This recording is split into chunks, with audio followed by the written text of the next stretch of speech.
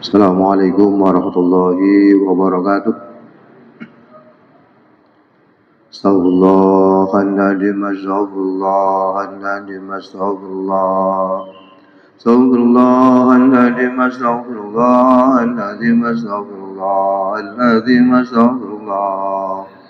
Astaghfirullahaladzim, astaghfirullahaladzim, astaghfirullah. Astaghfirullahaladzim, astaghfirullahaladzim, astaghfirullahaladzim, astaghfirullah. Astaghfirullahaladzim, astaghfirullahaladzim, astaghfirullah. Astaghfirullahaladzim, astaghfirullahaladzim, astaghfirullahaladzim, astaghfirullah. Astaghfirullahaladzim, astaghfirullahaladzim, astaghfirullah. Astaghfirullahaladzim, astaghfirullahaladzim, astaghfirullahaladzim, astaghfirullah. Astaghfirullahaladzim, astaghfirullahaladzim, astaghfirullah. Astaghfirullahaladzim, astaghfirullahaladzim, astaghfirullahaladzim, astaghfirullah. Astaghfirullahaladzim, astaghfirullahaladzim, astaghfirullah. Astaghfirullahaladzim, astaghfirullahaladzim, astaghfirullahaladzim, astaghfirullah. Astaghfirullahaladzim, astaghfirullahaladzim, astaghfirullah. Astaghfirullahaladzim, astaghfirullahaladzim, astaghfirullahaladzim, astaghfirullah. Astaghfirullahaladzim, astaghfirullahaladzim, astaghfirullah. Astaghfirullahaladzim. Subhanakallahumma Rabbana la ilma lana illa ma 'allamtana innaka antal alimul hakim wa tub 'alaina innaka antat tawwabur rahim wa taqabbal minna innaka antas samiul alim wa 'allimna min ladunka ilman nafi'ah ya dzal jalali wal ikram. Allahumma aftah lana hikmataka wansur alaina rahmataka ya dzal jalali wal ikram. Wa sallallahu ala sayyidina Muhammad walhamdulillahi rabbil alamin. Hadirin hadirat jamaah Masjid Baitur Rahim, Majelis Taklim rahimakumullah.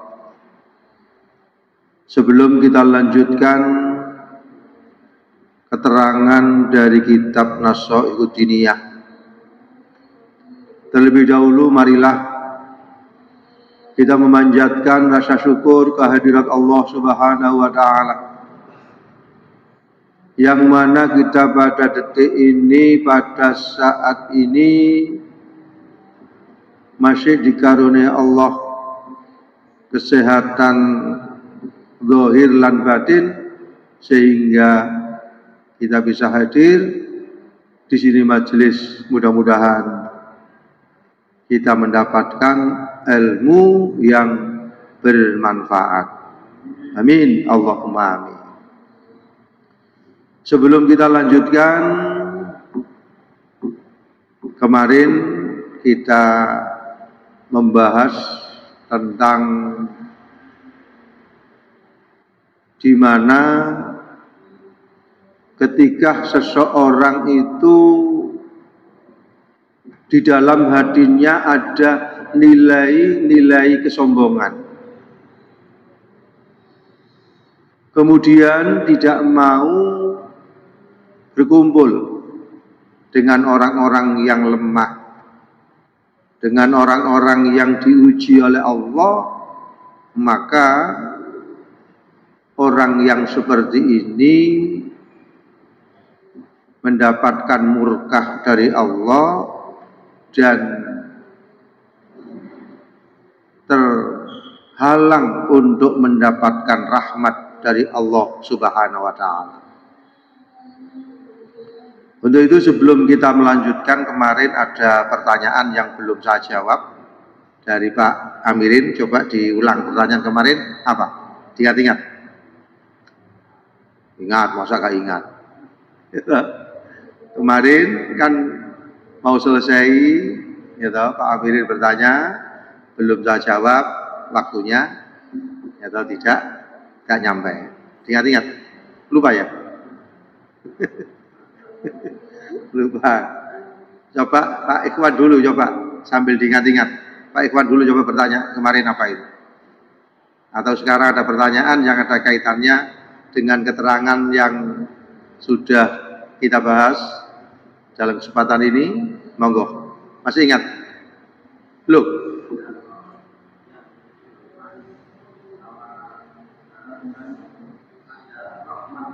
Nah, ada Rahman Rahimnya Allah. Perbedaan apa kemarin?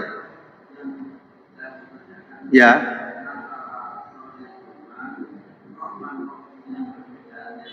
Dengan orang yang tidak beriman. Ya, semuanya dapat kasih sayang Allah. Jadi orang yang beriman itu kan di dalam Al-Quran itu kan man amila sholiham min dzakarin au unsa wa huwa mu'min. Man amilah, barang siapa yang beramal, barang siapa yang beribadah, sholihan, man amila sholihan, amal yang soleh, amal yang baik, min dzakarin au unsa, dari orang laki-laki maupun perempuan, wa huwa mu'min, pada waktu melaksanakan amal itu dalam kondisi beriman. Apa janji Allah? Wala nuhyiyannahu hayatan thayyibah, dia akan mendapatkan kebahagiaan di dunia dan di akhirat. Pertanyaannya Pak Amirin, apa bedanya ya toh, orang yang beriman dengan orang yang tidak beriman? Padahal Allah sama-sama memberi rahmat. Bedanya ya, kalau orang yang tidak beriman ya toh, di dunianya mendapatkan kasih sayang Allah, belum tentu bahagia. Begitu juga orang yang tidak beriman, pasti ketika kembali di hadapan Allah tempatnya lain. Ada Rahman, ada Rahim. Rahman, kasih sayang Allah kepada seluruh hambanya, tanpa menandang ini beriman dan ini tidak beriman. Seluruh hamba Allah, seluruh makhluk Allah mendapatkan kasih sayang Allah. Tahallaku bi akhlaqillah, berakhlaklah dengan akhlak Allah. Kalau sudah Allah memberikan contoh seperti itu, kita sebagai umat manusia harus menebarkan kasih sayang. Harus menebarkan kasih sayang. Allah, orang yang sholat, orang yang tidak sholat dikasih sayang Allah. Bahkan orang yang perilakunya kurang baik dikasih sayang Allah. Begitu juga ketika ada orang lain membenci kita, apa respon kita? Harus berbuat baik. Umumnya kan ketika kita dibenci, pasti merespon saling membenci. Ya toh? Ketika kita dibenci, emosi, akhirnya kita saling membenci. Padahal contohnya Allah, ketika hambanya tidak patuh pun dikasih sayang. Ketika kita dibenci oleh orang lain, kita tidak membenci, tetapi berbalik kita menyayanginya, merespon dengan yang positif. Berat gak Pak Amirin? Berat, tapi itu harus belajar. Gitu. Misalnya Pak Amirin dibenci orang lain, pasti benci enggak? Pasti benci. Padahal orang lain yang membenci Pak Amirin itu sebuah ujian. Sebuah ujian bagaimana ketika Pak Amirin dibenci orang lain itu merespon dengan cara yang baik, mencontoh dan menteladani Allah. Orang lain yang membenci Pak Amirin itu siapa yang menggerakkan? Allah. Yang menggerakkan Allah. Ketika kita sadar bahwa orang itu adalah la haula wala quwata illa billah, tidak ada daya untuk menghindari satu kemaksiatan dan tidak ada kekuatan untuk melakukan ibadah illa billah kecuali pertolongan Allah, maka Pak Amirin bahwa yang menggerakkan itu Allah, berarti saya diuji oleh Allah. Tidak melihat orangnya. Di balik orang yang berbuat itu, di situ ada kudrat dan iradatnya Allah. Umumnya kan kita melihat orang itu. Misalnya Pak Amirin benci sama saya. Kalau saya melihat Pak, pasti saya benci. Tetapi ketika saya melihat di belakang Pak Amirin yang menggerakkan, yang memberi kekuatan, berarti saya sadar bahwa saya diuji oleh Allah. Itu latihan. Latihan bahwa di dalam tauhid fi'liyah, di dalam tauhid apa yang digerakkan oleh Allah di dunia ini adalah Allah yang menggerakkan. Malam menjadi siang, siapa yang menggerakkan? Allah. Pak Amirin datang ke sini, siapa yang menggerakkan? Allah. Tidak mungkin kalau Pak Amirin tidak diberi kesehatan oleh Allah, tidak mungkin bisa datang ke sini. Jadi, supaya muncul kesadaran di dalam diri kita bahwa kita melihat orang yang memusuhi pada diri kita itu, kita melihat di balik orang itu ada kudrat dan iradatnya Allah. Sehingga kita menyadari bahwa kita itu diuji oleh Allah. Itu cara kita melihat ujian yang terjadi di dalam diri kita. Ada Pak Ikhwan pertanyaan, silakan.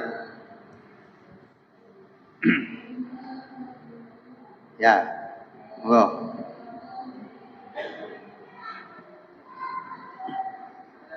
Ya, kasih sayang, silakan. Ya. Ya. Ya. Ya.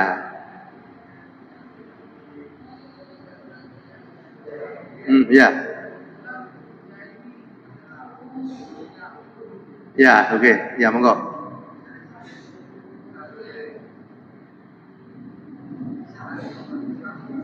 Sehari tadinya 100.000, terus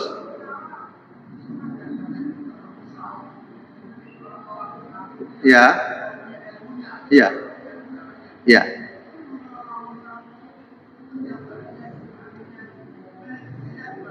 Oke. Jadi yang dipertanyakan itu pengelolaan cara berdagang. Ya toh? Cara berdagang itu kan pertama kita harus punya ilmu. Contoh, kita mengelola tambak. Contoh dulu. Mengelola tambak, petani tambak itu juga ada ilmunya. Saya pernah mengelola tambak tambak ini supaya ikan yang kita budidaya di situ itu supaya berkembang. Pertama, air dikeringkan. Yang saya kelola pada waktu itu adalah tambaknya 1 hektar. Dikeringkan karena pada musim kemarau, gitu, dikuras dengan diesel, airnya habis, dipanaskan selama 1 bulan. Setelah dipanaskan, kemudian saya kasih rabuk mes. Kenapa kok saya kasih mes? Mes ini adalah untuk menumbuhkan makanan-makanan yang ada di tambak.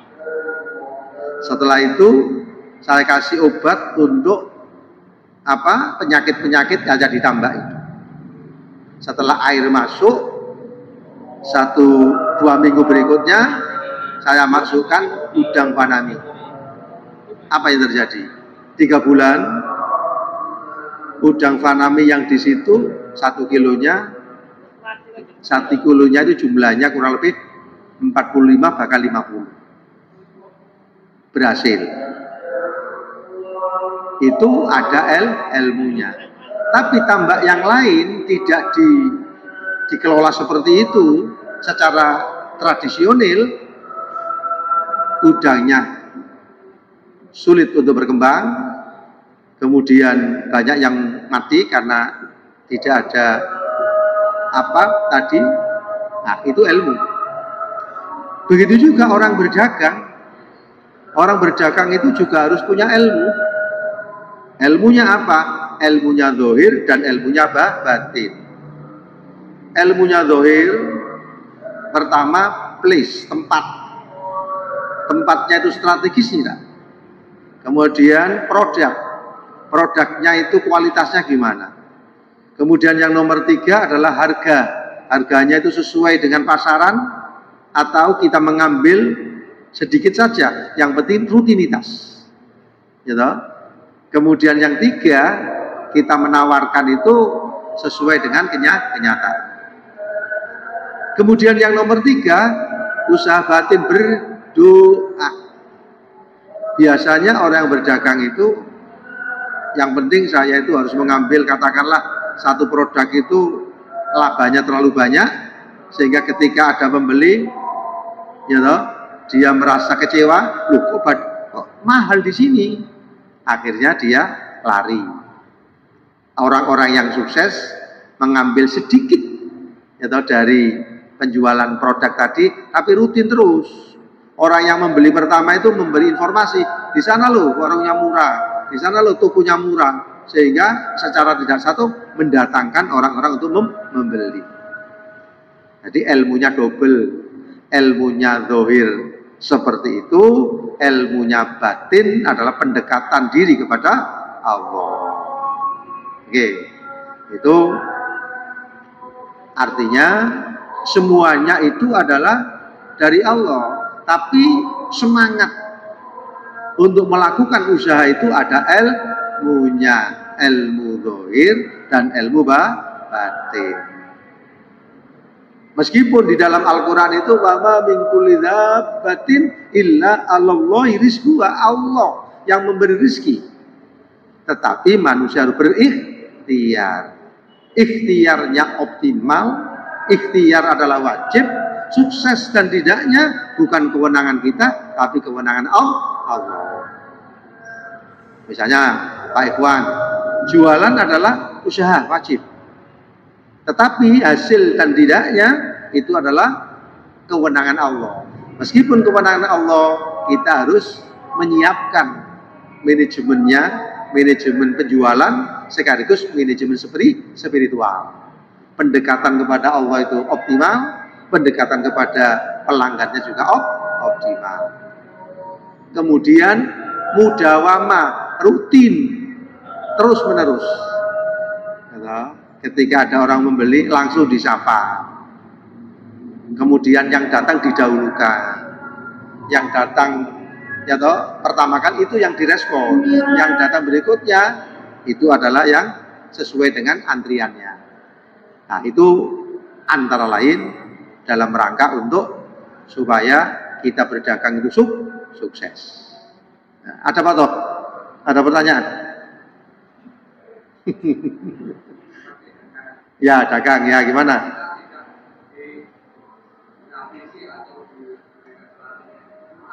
Nah iya, ada ikhtiar zahir, ada ikhtiar batin. Ikhtiar batin membaca alam nashrah laka sadrah wa wada'na anka wizrah alladzi anqadha dhahrah wa rafa'na laka dzikrah fa innamal usri yusra innamal usri yusra fa idza faragta fansab wa ila rabbika farghab.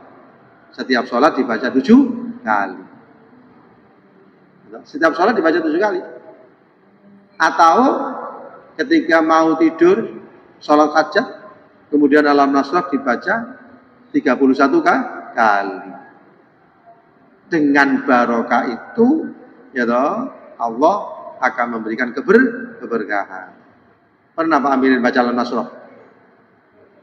Sering. Tambah cuma berapa? Setiap sholat berapa? 7 kali. Kemudian ketika sholat malam, sholat hajat dibaca 31. Itu usaha batinnya. Usaha zahirnya ya kita jualan gitu aja. Usaha batinnya tetap ya toh, sholat wajibnya itu jangan sampai kotor, tetapi pun kita tidak terlepas dari berdoa. Ya, meskipun sudah ada takdir, qadha dan qadar, tetapi kita semangat merespon dengan ikhtiar yang optimal. Karena di dalam kitab Hikam dulu sudah kita berbicara tentang golongan manusia.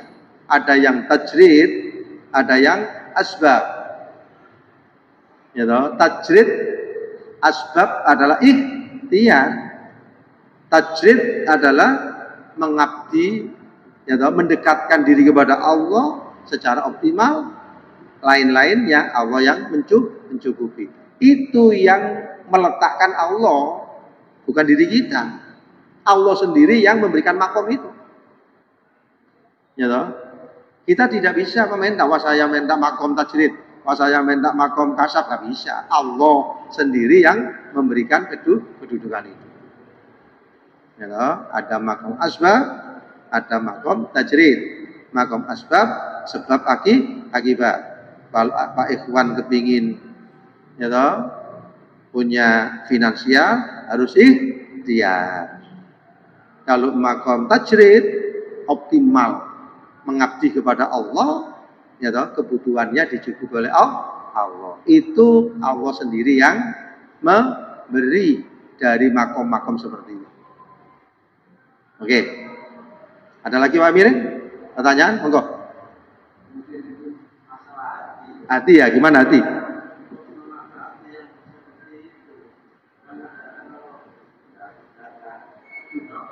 Iya.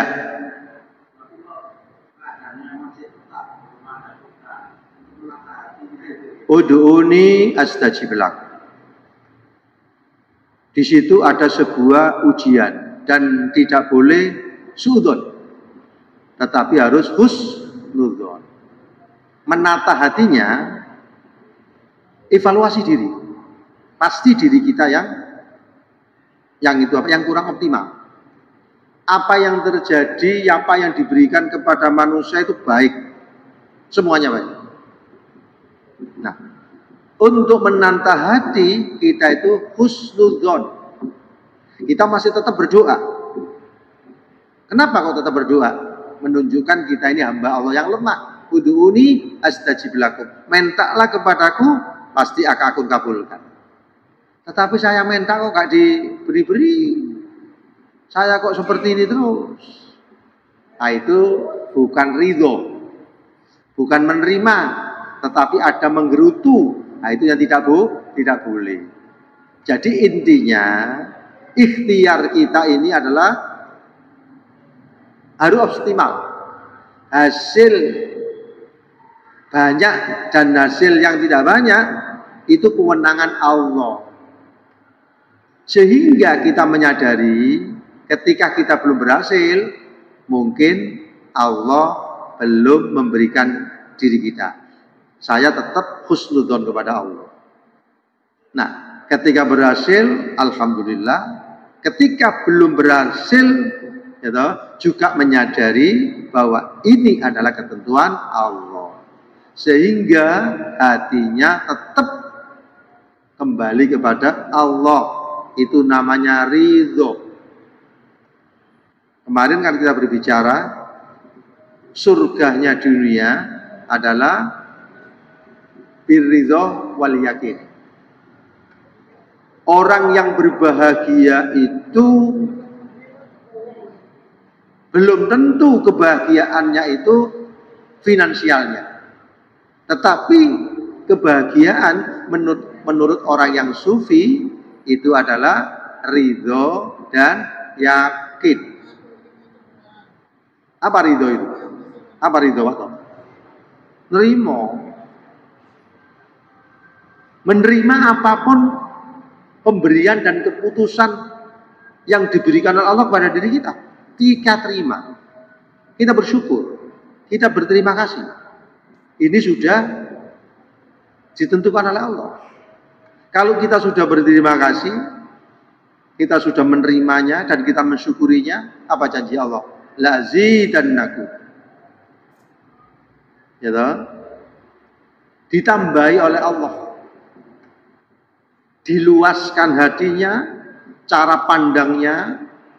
Nah, ketika orang itu sudah bahagia dan sudah menerimanya itu, ketika berdagang gak males, ketika melakukan usahanya tidak galau. Akhirnya yang ada adalah apa? Semangat berjuang untuk mencapai satu keberhasilan. Nah, belajarnya itu yaitu tadi. Itu semua ketentuan dari Allah. Kita menyadari, kita terima. Di samping kita terima, dulu kan kita berusaha. Ada yang namanya ridho, kemudian yang nomor 2 ikhtiar, kemudian nomor 3 doa, kemudian yang nomor 4 istiqomah, kemudian yang nomor 5 tawakal. Terakhir, tawakal itu terakhir. Setelah kita menerima, setelah kita berikhtiar, setelah kita ridho, setelah kita itu mudawamah, kemudian terakhir tawakal. Fa idza azzamta fatawakkal 'ala Allah. Ya toh, belum apa-apa, belum mudawamah, belum apapun tawakal nggak boleh, kita ikhtiar dulu. Jadi cara melatihnya itu bahwa ini semua sudah ketentuan Allah. Tapi pun kita tidak terlepas dengan usaha optimal.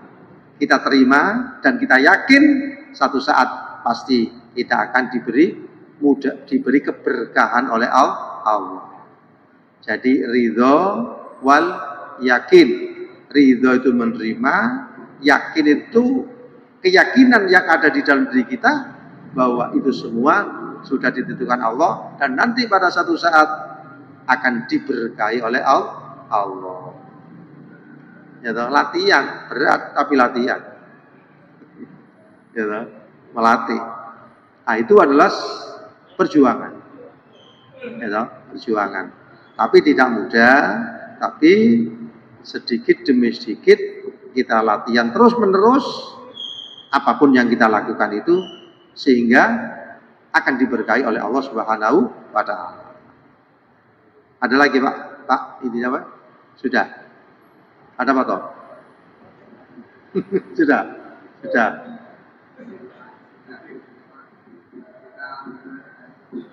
Kita menerima dengan legowo, sulit, ikhlas, sulit.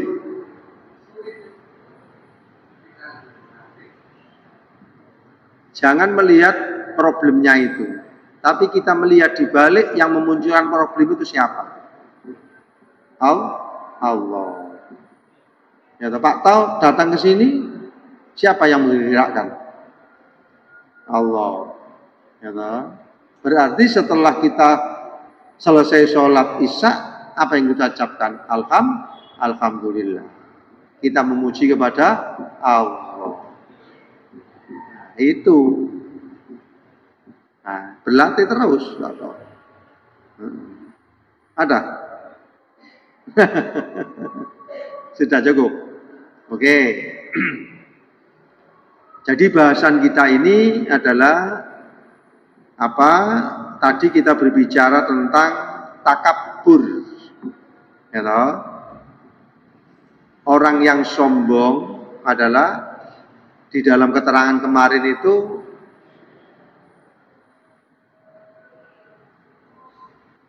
hati yang keras, tidak mau berkumpul dengan orang yang lemah, itu adalah mendapatkan murka Allah.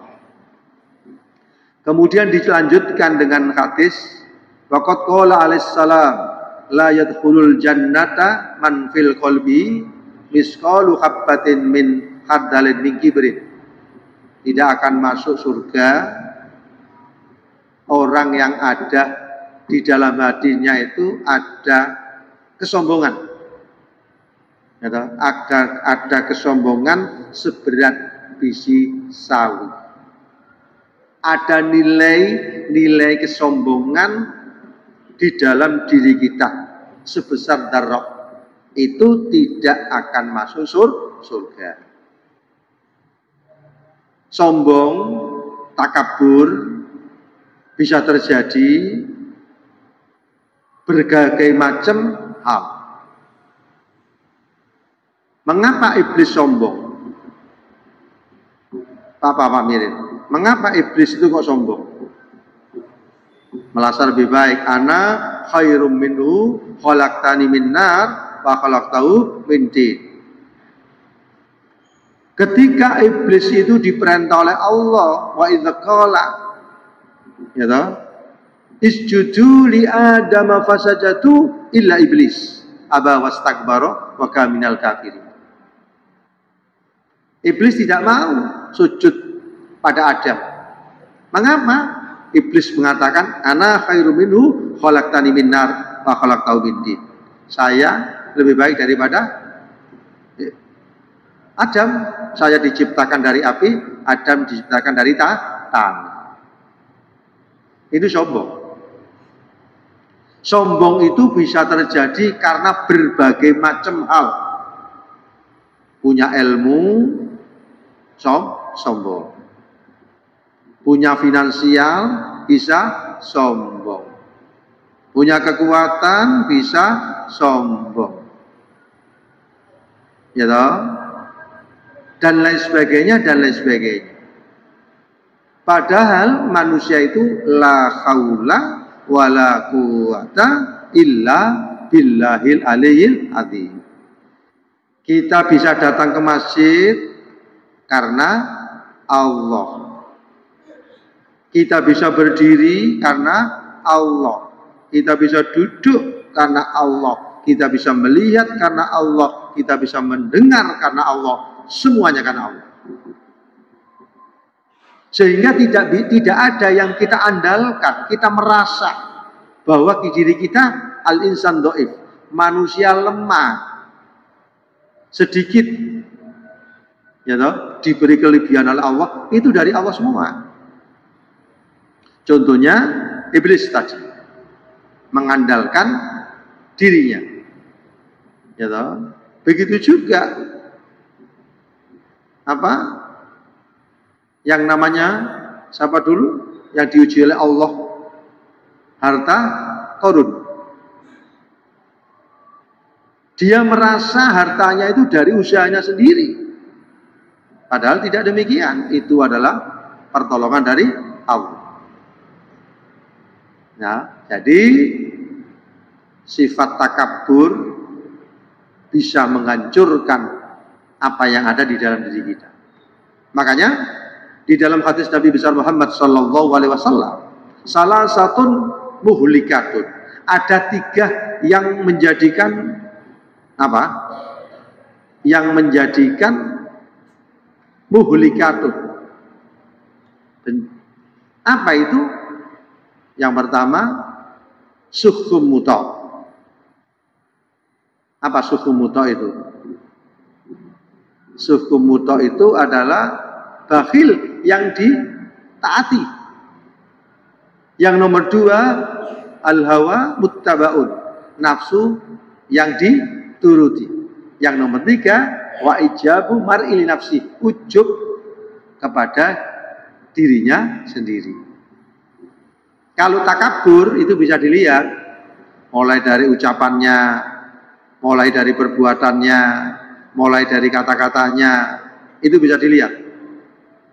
Tapi kalau ujub tidak bisa dilihat, yang bisa melihat dirinya sendiri. Oh, sholat saya ini baik. Oh, ilmu saya ini banyak. Sehingga dia merendahkan kepada orang lain. Itu namanya ujub.